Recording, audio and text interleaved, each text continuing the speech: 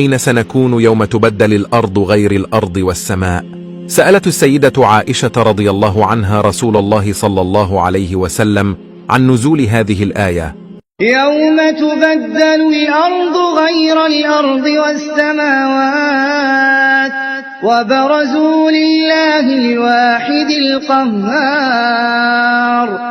قال رسول الله صلى الله عليه وسلم: سنكون في الصراط، وقت المرور على الصراط لا يوجد إلا ثلاث: جهنم، الجنة، الصراط.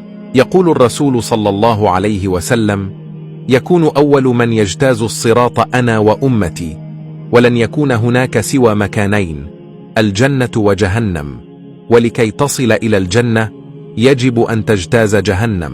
تعريف الصراط: هو جسر ينصب فوق جهنم بعرض جهنم كلها، إذا مررت عليه ووصلت إلى نهايته وجدت باب الجنة، وأمامك رسول الله صلى الله عليه وسلم واقفا يستقبل أهل الجنة. أدق من الشعرة، أحد من السيف، شديد الظلمة، تحته جهنم سوداء مظلمة حاملا ذنوبك كلها مجسمة على ظهرك، فتجعل المرور بطيئا لأصحابها إذا كانت كثيرة، والعياذ بالله، أو سريعا كالبرق إذا كانت خفيفة. عليه كلاليب وتحتك شوك مدبب تجرح القدم وتخدشها تكفير لذنوب.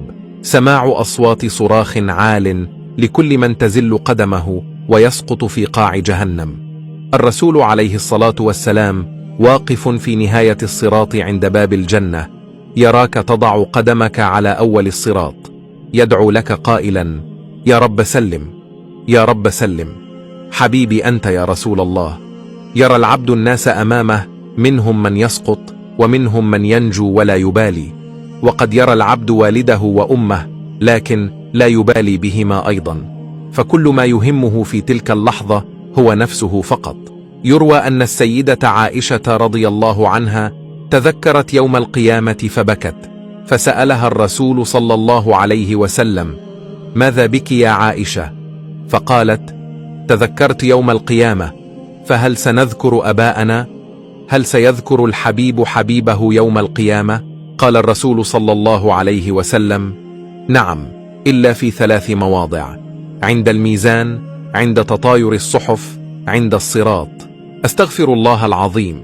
يقول إبليس لله عز وجل: وعزتك وجلالك لأغوينهم ما دامت أرواحهم في أجسادهم.